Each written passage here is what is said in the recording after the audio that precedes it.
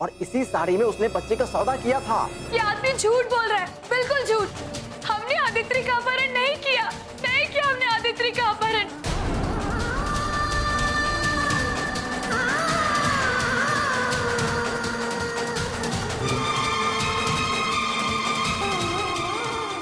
मंजू दीदी ने करवाया है।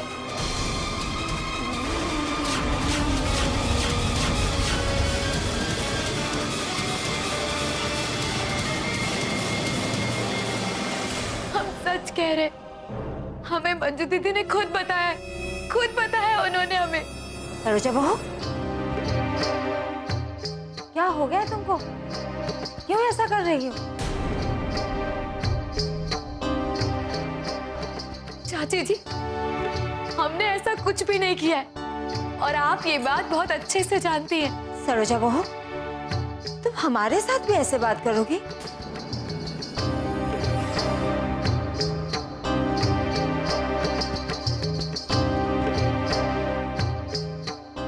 हम भला इन सबके बीच कहाँ आते हैं?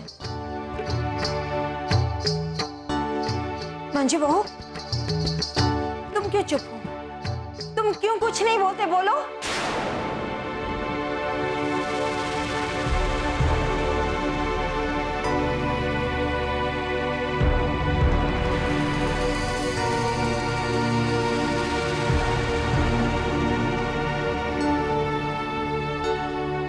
चाची जी, पता नहीं सरोजा को क्या हो गया।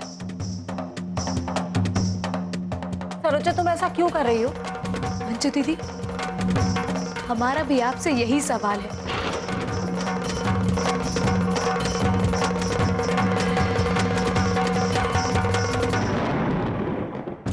हम भी आपसे यही जानना चाहते हैं। अभी भी समय है, सच सच सबको बता दीजिए, वरना बाद में आपको पछताने का भी मौका नहीं मिलेगा।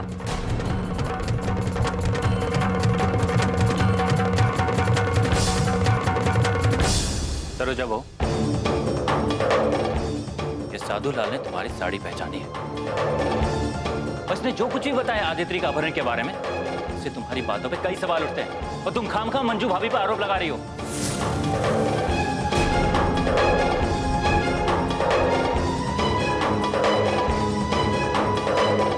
संग्राम भैया, मंजू दीदी दोषी हैं, बहुत बड़ी दोषी।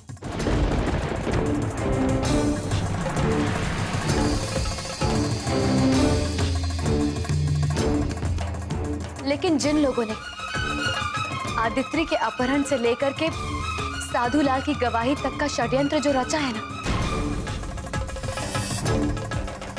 हम उनके चेहरे से मुखौटा तो हटा के ही रहेंगे।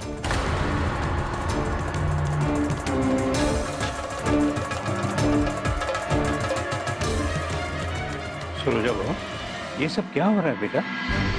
जी, हम आपके सामने सच्चाई जरूर ला करके रहेंगे। बस आपसे इतना कहना चाहते हैं कि हमने ऐसा कुछ भी नहीं किया है। बाबूजी, हम सच कह रहे हैं और हमें सच्चाई सबके सामने लाने में ज्यादा वक्त नहीं लगेगा।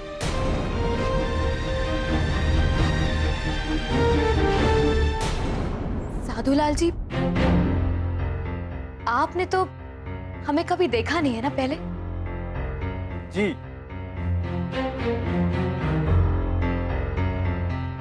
सिर्फ पीछा करते वक्त आपने हमारी साड़ी देखी थी, है ना? जी। अच्छा, तो आप आज हमारे घर कैसे पहुंच गए? हमारी साड़ी ने आपको फोन करके बुलाया था क्या यहाँ पर?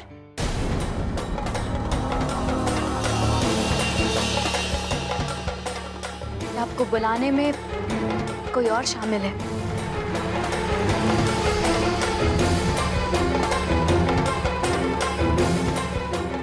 साधुलाल जी, थोड़ी देर में पुलिस आ जाएगी और आपका सारा कच्चा चिट्ठा सबके सामने ले आएगी।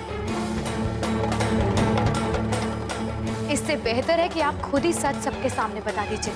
हमें संग्राम भैया ने कहा था यहाँ तक आने के लिए।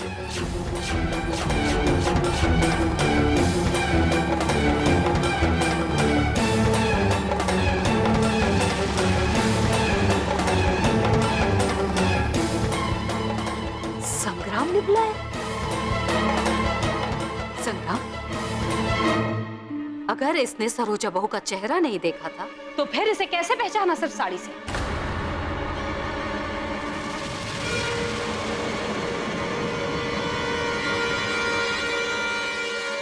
अब बड़की अम्मा, आप गलत समझ रही हैं। ऐसा कुछ नहीं है। ये सब होने के बाद हम और विजेंद्र भैया खोज में लग गए थे और उसी वक्त ये आदमी हमें मिला। ये क्या बात कर रहे हो संग्राम? मैं तो 7 दिन से पहले कभी नहीं मिला। अब विजेंद्र भैया, आप ठीक कह रहे हैं। जब ये हमें मिला तो आप उस वक्त वहां नहीं थे।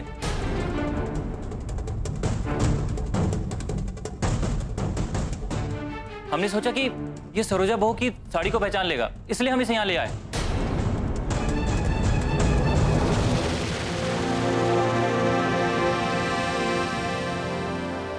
हेलो। हम तो पुलिस के साथ हैं। क्यों?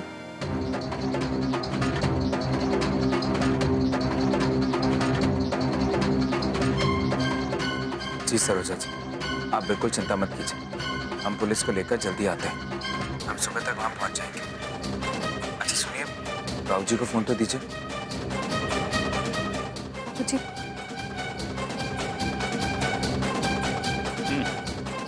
प्रणाम बाबू जी। बाबू जी, हमारी बात ध्यान से सुनिए। साधु लाल को वहीं रहने दीजिए, इसे कहीं जाने मत दीजिए। आप किसी को बताइएगा मत, लेकिन हम पुलिस के साथ थोड़ा दूर तक आ गए हैं छानबीन करते करते। सुबह तक ही आ पाएंगे। ठीक है बेटा, संभाल के।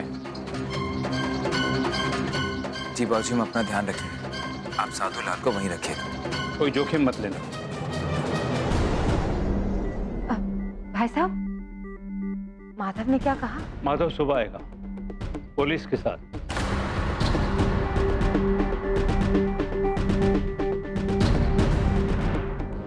वैसे संग्राम भैया, आपने तो हद कर दी। आप इस आदमी के बारे में 4 दिन पहले से जान चुके थे और ये आपको हमारे बारे में सब कुछ बता चुका था। फिर भी आप इसे आज लेकर के आ रहे हैं, समझ में नहीं आया हमें। बड़के बाबूजी, हम जानते हैं कि आप लोग इस वक्त हमें गलत समझ रहे होंगे, लेकिन हम भी क्या करते। जब ये आदमी हमें मिला तो इसने जब सब कुछ इसके बारे में बताया तो हमारे तो होश ही उड़ गए।